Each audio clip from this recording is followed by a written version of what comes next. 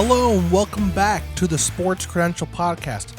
I'm your host and the editor of the Sports Credential, Stephen Boero. Thank you so much for coming back for episode 2. I hope you guys enjoyed episode 1. I hope you guys had a great weekend full of March Madness basketball. First episode, I hope you guys really enjoyed it. I enjoyed doing it, and I'm really excited to continue this process with the podcast. But let's jump right into where we left off last episode.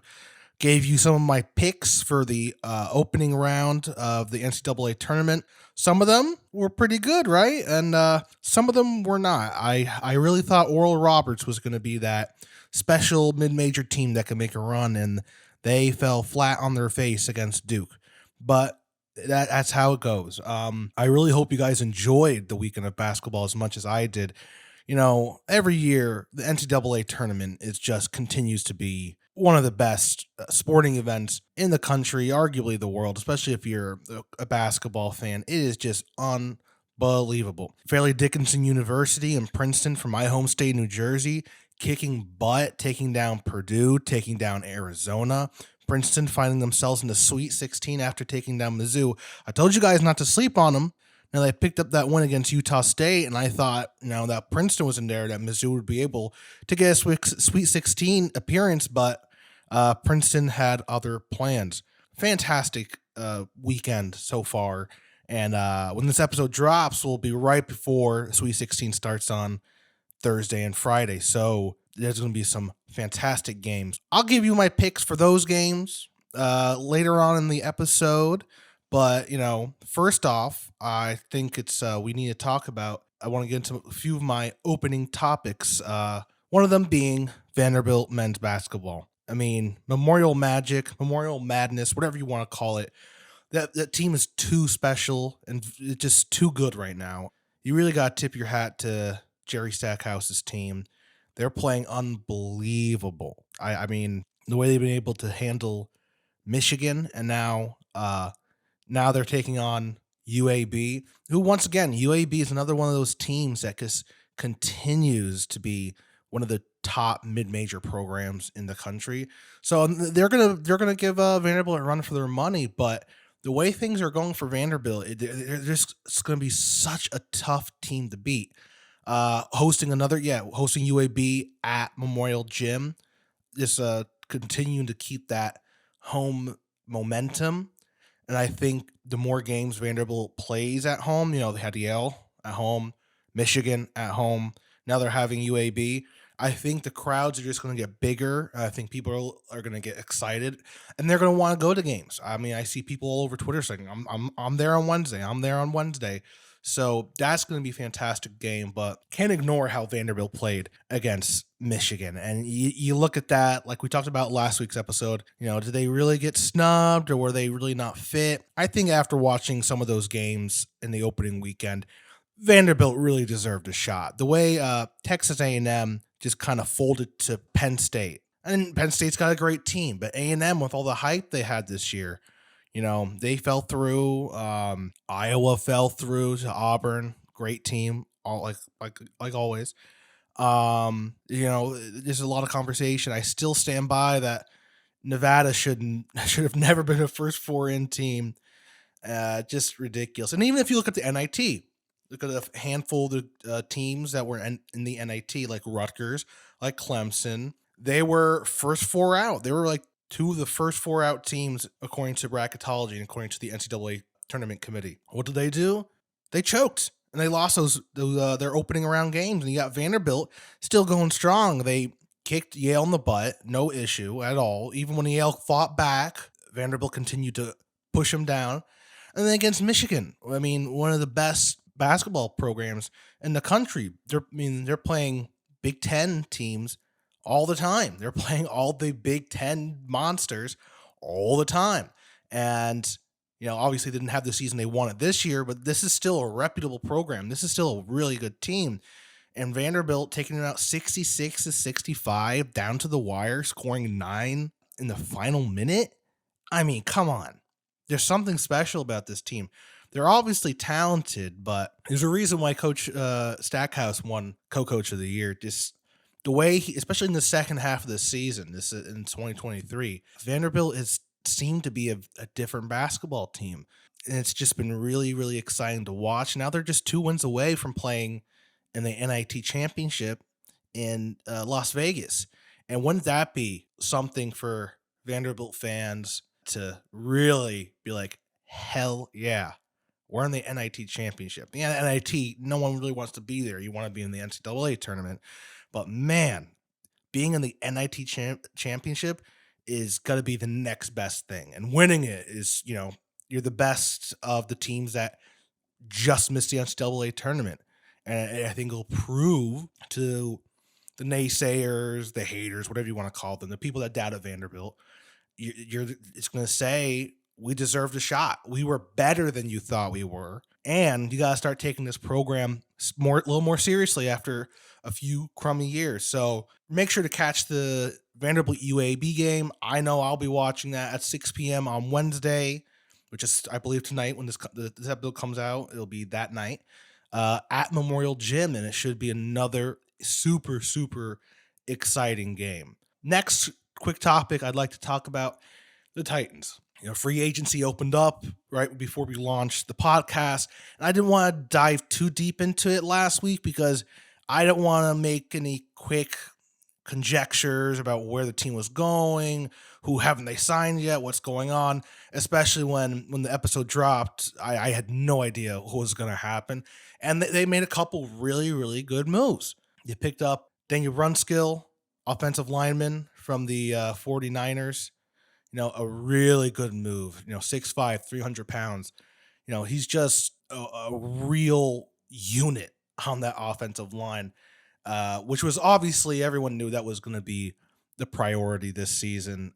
He played 14 games for the 49ers last year. He started every game in 2020 and 2021. So we obviously know he's a workhorse, and we know he can get the job done. And over the last 2 seasons, the 49ers have been kind of finding their way back into the Super Bowl contender discussion. They were obviously a Super Bowl contender this season, with the quarterback issues they had. But even with those quarterback issues, they were a top team in the NFC. A fantastic move by the Titans to bulk up that offensive line. I think he's going to be a real important player. They also picked up, also on the offensive line, Andre Dillard, once again, another guy that might be playing left tackle, maybe right tackle. He spent most of his time, I believe, at left tackle. But, with the Eagles, Super Bowl runners-up, he played 43 games over the last, I believe, 4 seasons. So, once again, another guy that's, is proving himself. He had a couple injuries most of 2020, but, you can't really work around that. It's going to be hard to find perfect guys, but all they need is guys who are young enough, big enough, strong enough, and have proven themselves on the NFL scale that they can play and help the Titans build an offense, build around Derrick Henry, work for Derrick Henry. Because at the end of the day, I mean, if you don't have an offensive line, you have nothing. And I think we saw that this year. With how bad the offensive line was this past season for the Titans, if they even had a proper left guard and a proper left tackle, I should say, and a proper right guard, maybe they would have been able to have a couple more big plays that were just missed that would have pushed them over a win or two. I don't know. There were so many issues with the Titans this year. I'm not going to get into that right now. But, some really, really solid moves. Then they picked up Luke Gifford, linebacker special teams, did mostly special teams over at the Cowboys. But I would assume after the departure of Bud Dupree, I would assume that Luke Gifford will be playing a bigger role in defense as well as, special teams where he did a lot of his work. And then also picked up a guy from our rivals, the Jacksonville Jaguars, Arden Key, also another defensive lineman. So, nothing crazy, no ridiculous moves for the Titans so far, the first week of free agency. A couple really solid moves. There's not a whole lot of money to go around. They made some big cuts, obviously, Bud Dupree, Taylor Lewan, Robert Woods, to kind of free up some cap, but I don't think I would say this is a bad free agency. I think after a week and the Titans announced all the signings, I think it says pretty well where the Titans are going. They're going to try to slowly rebuild this team the best they can with some solid free agencies pickups, maybe a trade here and there. I have no idea what Ryan Carthon and Mike Vrabel have up their sleeve. It'll be interesting to see. Obviously, there was a little bit of news last week about reports regarding Derrick Henry and how the Titans were actually shopping him a little bit. Obviously, they're going to keep him after the report said they don't have any plans of trading him. But there were discussions that they were talking to teams and listening to what they may or may not give up to take on Derrick Henry. I think some people freaked out about that. With Derrick Henry being one of the best running backs in the country, I don't think you should really be freaking out. Titans had a really bad season. They have a new GM. They have a cap space issue. They have so many holes off offensive line, wide receiver, a couple holes on defense. And the question's still in the air of Ryan Tannehill is the guy to push the Titans to a championship. Some people will say no. Some people say let's give him a couple more shots, give him one more shot. So there's a lot to kind of consider. So he's not going anywhere for now. I don't think Derrick Henry is going to go anywhere. I think if the Titans want to go full rebuild, they would have done it by now. But, halfway through next season, if the fit starts to hit the shan, as they say, I think they might consider going full rebuild and trading off and building up their draft stocks. But that's all speculation. We can't do anything until we actually see what the product is on the field, what Rand Carthon and Mike Vrabel and his staff with a whole lot of new coaches put together. So but that's it for Titans talk. Hopefully next week we can dive into a little bit more into what the Titans are going to look like next season and what they need to look like to be a competitor and what they're probably going to look like. And there's a lot to talk about. I mean, everyone's always talking about the Titans, and with a new GM, you never know. And Mike Vrabel might pull a rabbit out of his hat. He's done it before. We'll see. Now, with that over, let's move on to our main topic of this episode. Really excited to talk about Nashville SC. I'm a big soccer fan, and I've been following Nashville SC way before I started covering them. So they always have a special place in my heart when it comes to taking a deep dive into it. And it's really great to see how soccer in Nashville SC has grown into such a great community, both on the fan side, but also as well as the media side. Super excited to get the chance to dive into them starting this season. So 4 games in, they look pretty good, don't they? Conceded their first goal this past weekend at New England Revolution. So Joe Willis, even though he gave up that 1 goal, he was on fire. I have to say, so far this season, Joe Willis looks pretty freaking fantastic. The 1 goal he gave up was just an absolute rocket. There was no way he was going to stop that. And New England kept inching in closer, putting on a shot, inching in closer, putting on a shot, inching in closer, putting on a shot. They were due. They were due. The Nashville SC defense, though they have been pretty good so far this season, and they had a relatively solid performance against New England. They struggled in a couple of those, on the transition from defense to offense to keep the ball in the midfield and push it outwards and try to create some offensive momentum. They definitely had some difficulties with that. But I would definitely want to say so far this season, Nashville SC's defense has been pretty fantastic, and you got to tip your hat to the guys on that back line. Week in, week out, which is obviously Walker Zimmerman and Shaq Moore. Those guys have been fantastic, along with Jack Mayer and Dan Lovitz. Just really fantastic work those guys have been doing. Those guys, they're like workhorses. They play almost 90 minutes every single match. And I think Gary's been doing a pretty good job with these lineups these last couple weeks with the, keeping 4 in the backfield almost every single game. Definitely keeping it more defensive minded. Against the Red Bulls, they went with the 4-4-2. And it worked well enough for them to keep the ball out of the Nashville net, then have any great offensive moments. Shaffelburg didn't have that great of a game. Teal and Fafa, they didn't have that great of a game. But once again, the defense is showing up, and if they can get a point, that's fantastic. But now they got their first loss of the season, gave up their first goal of the season, and now we're looking at ahead to this week, and guess what? It's a rivalry week for Nashville SC, or as a lot of the fans are calling it on Twitter, Cincy Hate Week. Now, I tweeted out at the beginning of the day before I decided to record and asked some fans, talk to me about this hate because, Nashville's still a new club and, one of their big rivals have been Atlanta because they're the two biggest cities in the Southeast area. Atlanta's been a soccer powerhouse.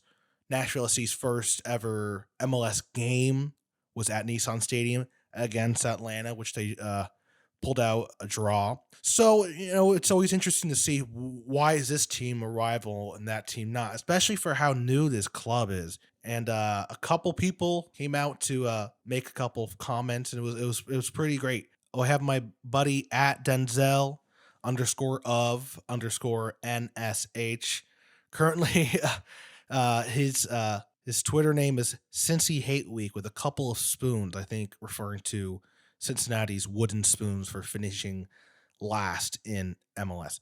He says, honestly, had no issues with them until we got that MLS bid over them, and they started being disrespectful. So yeah, Cincinnati fans were not too thrilled about Nashville getting the bid over them. But I think that's where kind of the hate began of like, why is Nashville getting it and we're not getting it? I totally get that, but it's hard to ignore what Nashville was offering over Cincinnati. So it makes sense. And I remember an article came out and I saw a lot of fans retweeting it by, I can't remember the name of the publication. I'd rather not give them the credit, but they wrote, I think it was a blog, about how soccer is going to fail in Nashville. And it's funny, you go through every single point he gives and how it was the exact 180 of what happened. Oh, they're not going to be able to fill up a stadium with 30,000 people. Opening day, Nashville, I think they sold out. I think it was 28,000. It was close to a sellout, and most games will probably be close to a sellout every year. And then transportation, obviously there's issues with parking, but there's not the issues that this angry blogger made up about. So it was really interesting to see, how this hate has built over the last few years. And obviously with Cincinnati being in the East and Nashville being in the West last season, it was really interesting. It's going to be really interesting to see how this plays out in the future for this season and next season. So let's go all the way back to the USL days. And I think that's where the beginning of the rivalry got, because you had Nashville and you had Cincinnati, and these were two very passionate fan bases, relatively close. I would say out of all the MLB cities, Cincinnati is probably one of the closest to Nashville. So you look at all the, go back to the USL days, and Nashville played 4 games in the USL days going back to 2018.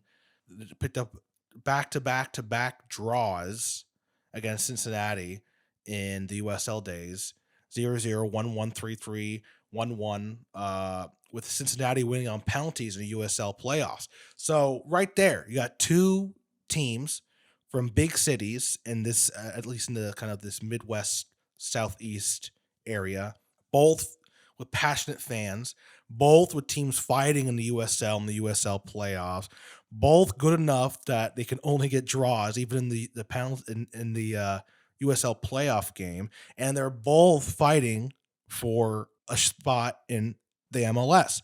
And now let's fast forward a little bit. 2020, Nashville's first season, they didn't get to play Cincinnati, is because obviously because of the big coronavirus. But then their first game, the MLS in 2021, they pulled out a draw with Nashville scoring the game tying goal in the 64th minute by who other than one of my favorite players, Randall Leal. So Cincinnati could have gotten that win, but they couldn't.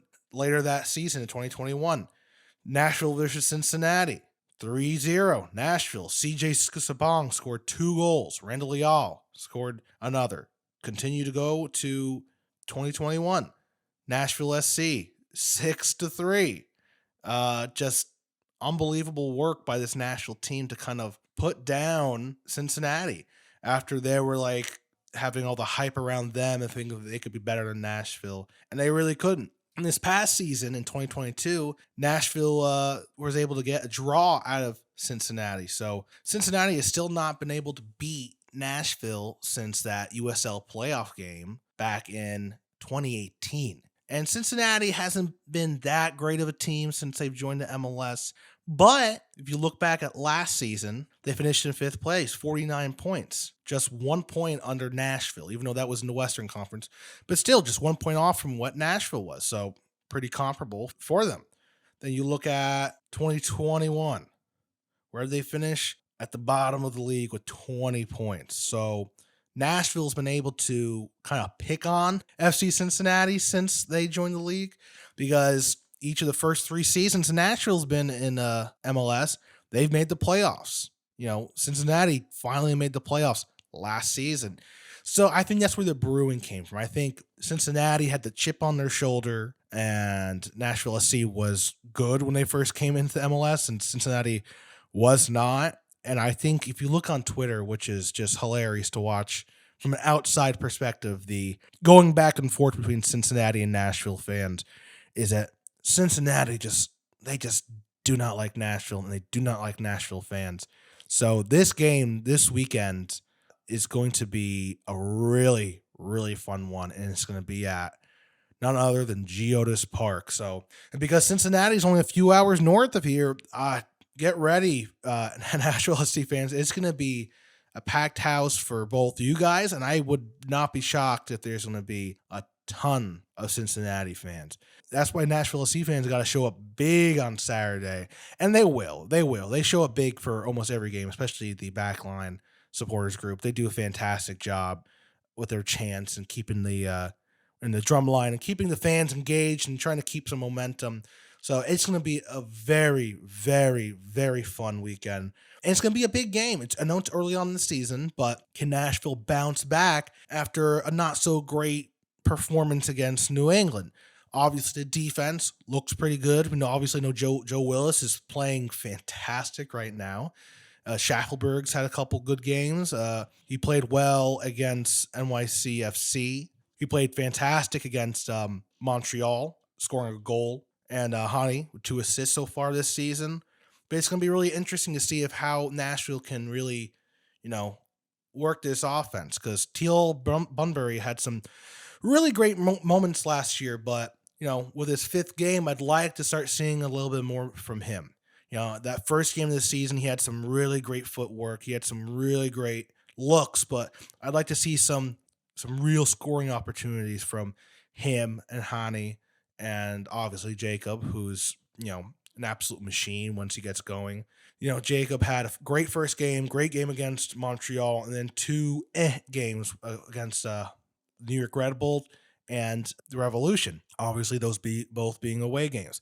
So with this being a home game, I'd like to see a trend to start to occur with home games that Jacob Schaffelberg just can have a great game, because once he's given an opportunity and there's a great transition on offense, he's going to run with it. He's so fast, and he can build some momentum super, super early like we saw against NYCFC. So that's really going to be exciting to see how the team can kind of try to bounce back from last week's loss.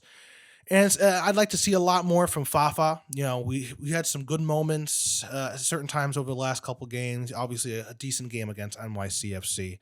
But I'd like to see some real offensive prowess from him, because we still don't have that go-to striker, that pure striker. Obviously, Nashville, that's been the conversation for Nashville for the last, I'd probably say, two years. Because obviously Hani Mukhtar is unbelievable, but he's also someone who's making the plays. He needs someone he can set up to. Randall Leal had his issues last year. Obviously, he's kind of suffering a little bit with a lower body injury. Teal Bunbury's had his moments. CJ Sapong didn't have that great of a season last year, and he's starting the season on the bench, I should say, so far this season. So it's really going to be interesting to see, and I really hope that we can see some creativity from the offensive side of the ball with Fafa and Teal, and it's going to be an exciting game. And hopefully when this podcast drops, we will have the news that Anibal Godoy and Randall Leal are back, because I think you could obviously see against the New York Red Bulls, against Montreal definitely, and even this past weekend against the New England Revolution. Without Godoy and without Leal, there's some massive holes there. I mean, this team can be a completely different side with Randall there. And you look at Randall, and he didn't score many goals last year. I think he scored 2, including one being a penalty kick. It's just, he makes the game completely different. He's always making moves. He's so fast off the ball. He's so fast on the ball. And he's able to really create opportunities both inside the box and outside the box, either Hani setting him up or him setting up Hani. So he's really, with, even though he didn't score many goals, and we have to use goals to, decide who's good and who's not, and who's a real offensive powerhouse and who's not. I mean, that's why Hani won the MVP with the amount of goals he scored, winning the Golden Boot. But after last season, seeing that even though he didn't score many goals, and you look at this season and those first, the last 3 games he's not playing, you can see the gap that is left without his presence. So really interesting. And obviously I've always been an Anibal Godoy stan, for lack of a better term. He's just unbelievable the way he works. Once again, I always use the word workhorse for certain guys, because those are the guys that really kind of like glue the team together. And Anibal Godoy is one of those workhorses. He's one of those, glue guys. And I think you saw some of those gaps last year when he was hurt. And if you watch that first game of the season against NYCFC, if you can go back on Apple TV, you see how hard Anibal worked. You see the transition he would make from midfield to offense, setting up momentum for Randall, setting up stuff for Fafa and for Jacob Schaffelberg. And he's got the experience. He's got the strength. He's big. He's physical. He can draw fouls.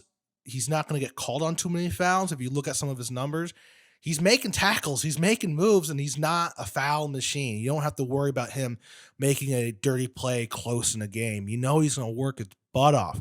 And it was a shame to see him take that shoulder injury, and he's been out for these last 3 weeks.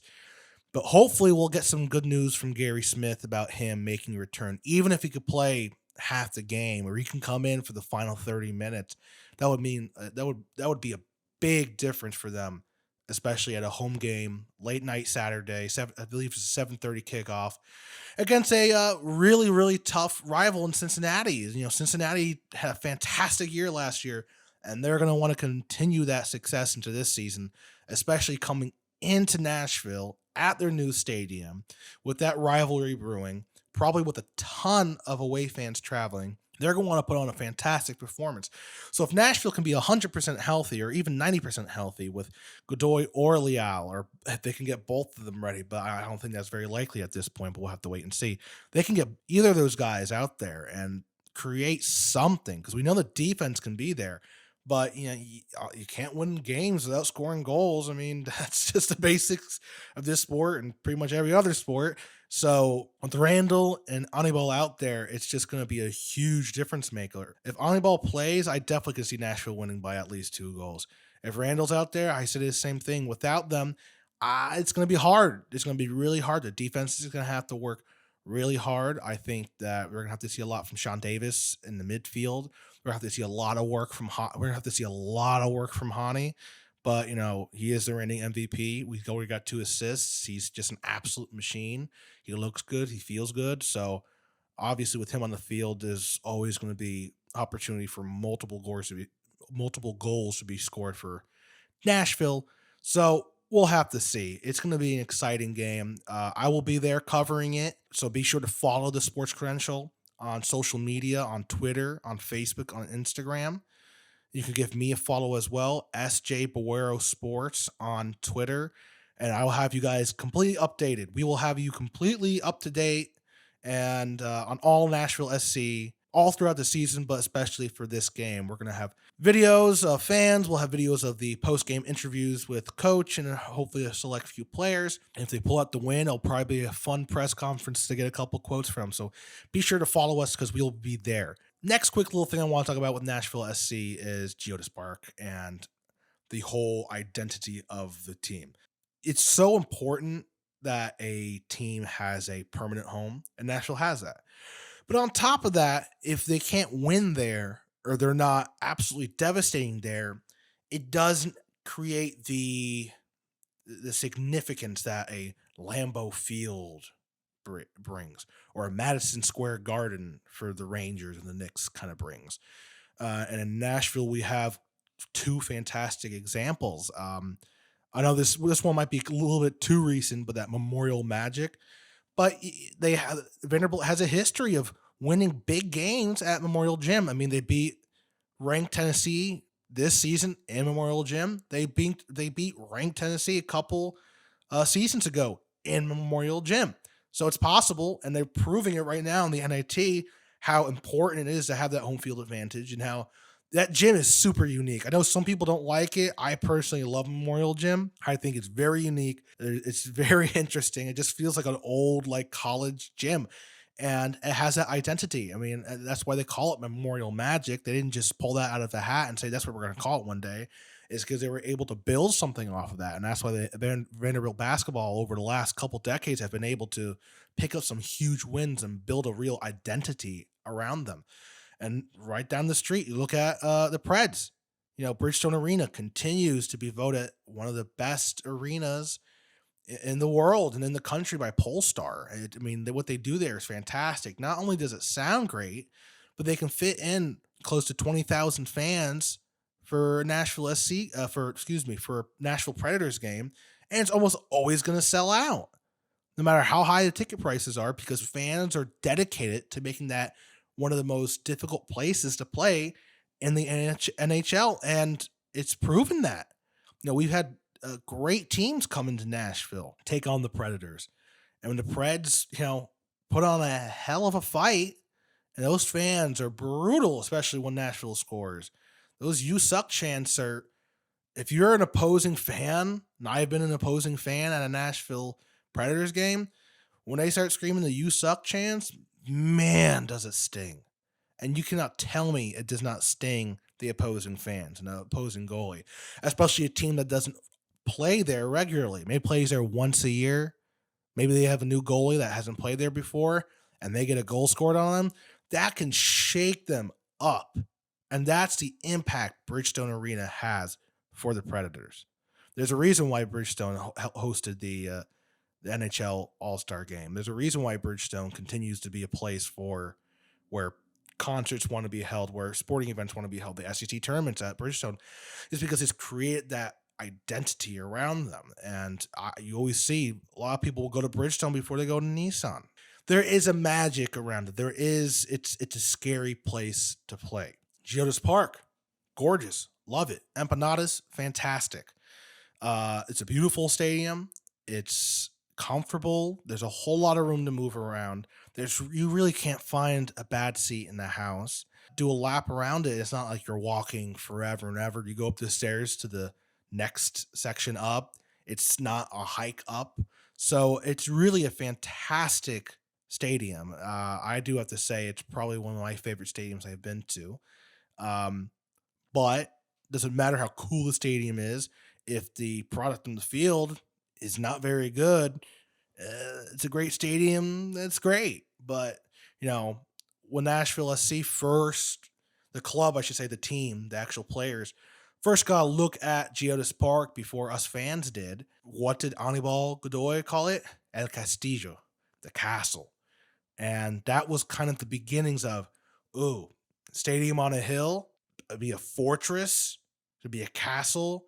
And I think at certain moments, Nashville SC saw those glimpses of, this is a castle, this is a fortress, it's going to be hard to come play in here, especially for how good Nashville SC's record was at home at Nissan Stadium their first two seasons. They were unbeaten. It was unprecedented.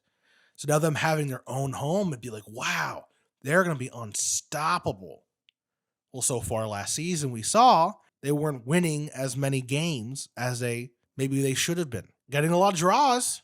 We saw that last season, which kept Nashville on the brink of being in the playoffs or being out of the playoffs, being in the playoffs, being out of the playoffs. getting those 1 points constantly. They were winning games on the road in Colorado. Hani Mukhtar had that amazing game. But when it came to hosting Kansas City at home, they gave up that draw. They could have had the win, but they got the draw. And you saw a lot of frustration growing from the fans. Like, what the heck's going on? What is this? What's not working? I thought this was El Castillo. I thought this was the Fortress. And I think it has to do more about what the teams coming in were thinking, what their game plan was, more than the stadium. The stadium is fantastic. The players love playing here. Even the opposing teams love playing here. You always hear comments by a player saying, wow, this place is fantastic. I was super excited to come here for the first time. I think NYC FC, their players came out for warm-ups in the home opener, and they were all taking pictures on the field, taking videos of the field, because it's beautiful. It's beautiful, and it's a really fantastic soccer-specific stadium. But why couldn't they win games there last year? And I think it's really simple. I think with Nashville SC being the hot new kid on the block, them having that unprecedented home record of winning games and picking up points, not being able to lose, and them having this brand new spanking stadium that was gorgeous, that sounded fantastic, and that was the largest soccer specific stadium in the USA and Canada. I think a lot of teams had a chip on their shoulder saying, we're not going to lose here. We're not going to play for the draw. We're going to play for the win. And with that, they were able to get the draw, and a lot of times they were able to get the win. Even Nashville SC's final game of the season played all right. They weren't able to pick up that win. I mean, so you think about it, there were a handful of games that you'd think that with the momentum of the fans and the night game and a last game of the season, their first Wednesday game of the season, they'd be able to pick up that win at home. But I think teams came in playing harder than they had in the past.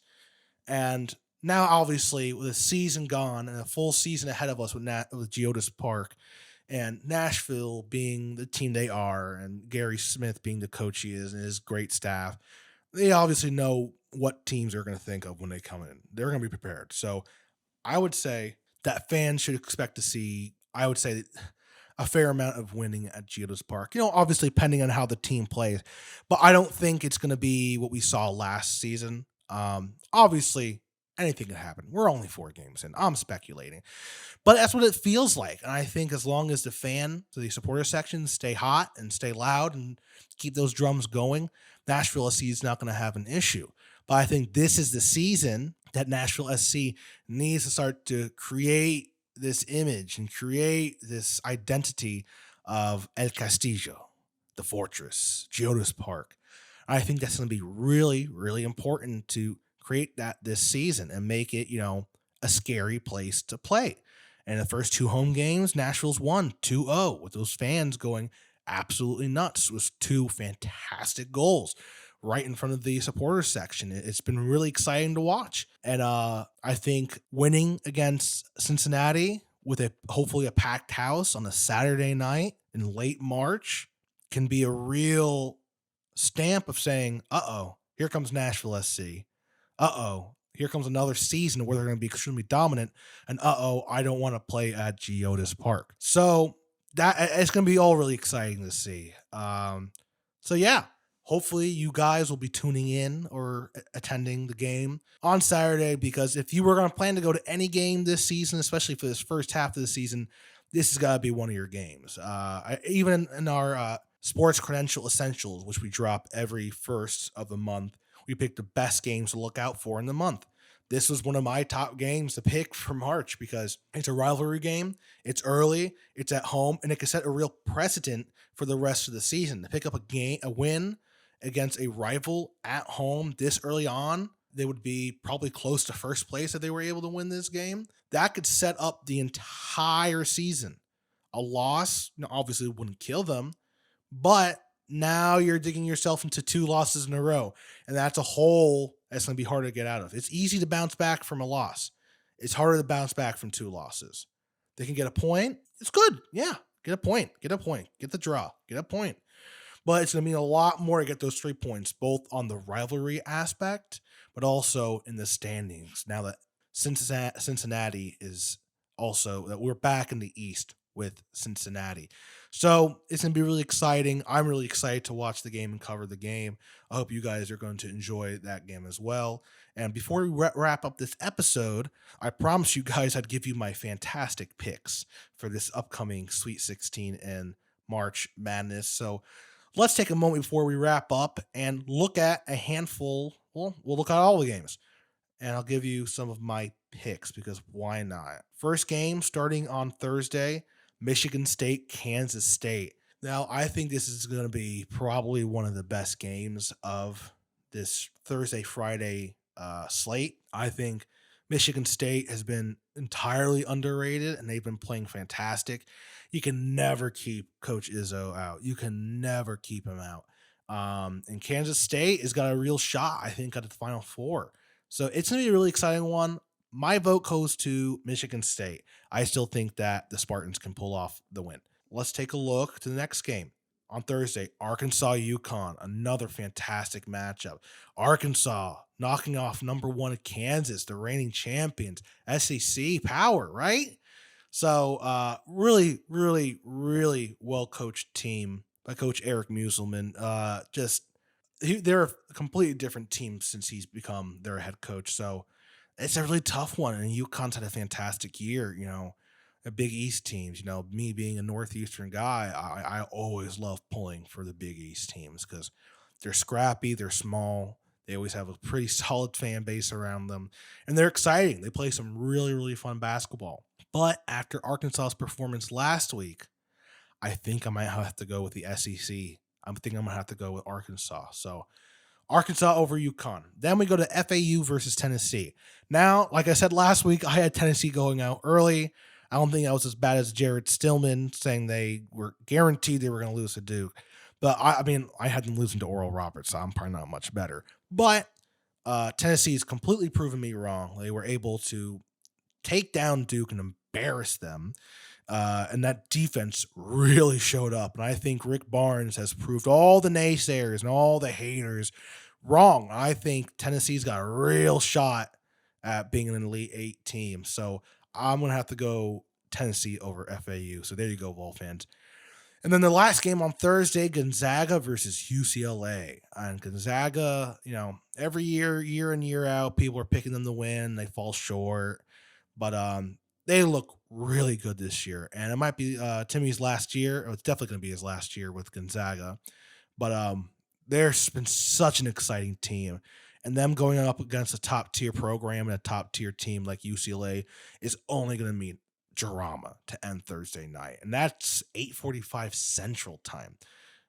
Tough one for the kids in the Eastern time zone. So, but I don't know. I have UCLA winning it all. So this is a really, really tough one. But to stay true to my brackets, I'm going to go UCLA. I just think they have the edge this season. And I think they've proven it so far this tournament, how dominant they've been able to be. So I'm going to have to go with UCLA over Gonzaga. Don't hate me. Then we move over to Friday, Alabama versus San Diego State.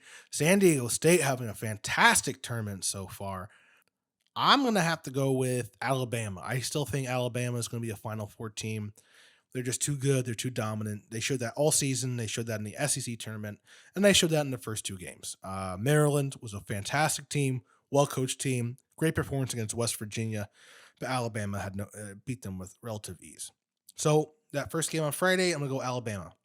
Second game, Houston, Miami.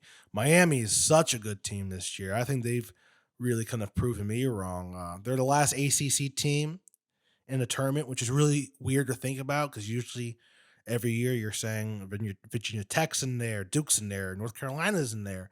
But right now it's only Miami. But I still have Houston being a Final Four team. I think they can be a championship contender. So I'm gonna go Houston over Miami. And then we look at this last game, Princeton versus Creighton. Creighton just unbelievable right now. Another Big East powerhouse, baby. But Princeton, back in home state of New Jersey, shocking everybody, knocking out Arizona, now knocking out Mizzou. If there's a team that can knock out Creighton, it's Princeton. I'm going to go weird. I'm going to go Princeton, Elite Eight. I'm going to say they're going to knock out Creighton this year. So that's going to be 8 p.m. Central Time on this upcoming Friday. So that's going to be an interesting game. I might be regretting that pick, but why not? Let's go Princeton. And then the final game of the Sweet 16 is going to be none other than Big East Xavier, former Belmont Bruin, Adam Kunkel on there, kicking butt. They're a fantastic team, and they're going to be taking on Texas, the Longhorns. And once again, this is another really tough matchup, a 2 versus a 3, two really good teams. It's really hard to say. Both teams have had fantastic performances so far this tournament. They've all been great all season long. That's why they're both a 2 seed and a 3 seed. And, the final game of the Sweet 16, late night on Friday night, they're going to have, both teams are going to be fighting for their lives. A lot of seniors on both teams. If I had to pick one to have the edge, I'm going to have to go with, I originally had Texas. I had Texas in all my brackets, but after watching these last 2 games, I'm going to have to go with Xavier.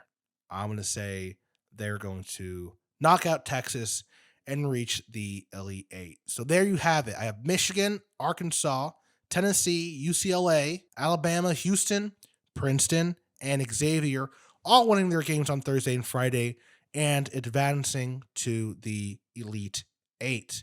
There you have it, folks. There are my picks. Take them or leave them, love them or hate them. There's only so much you can do with what I give you. And I told you to don't sleep on Mizzou, and probably not many of you decided to go with Mizzou because everyone thought they were going to do a first round choke. But what did they do? They came out and they pulled out the win over Utah State. So let's see. Maybe Princeton's got a little bit more magic in them, a little more Ivy League magic. That's all we have for you guys today. Thank you so much for joining us here at the Sports Credential Podcast. Make sure that you guys subscribe to the Sports Credential Podcast. We are on Spotify. We are on Apple Podcasts, and we are also on YouTube. It's only audio on YouTube, but it's there if you like listening to stuff on YouTube. So please be sure to subscribe to us. I have a pinned tweet on my Twitter account at SJ Boero Sports that will link you right to the Sports Credential Podcast on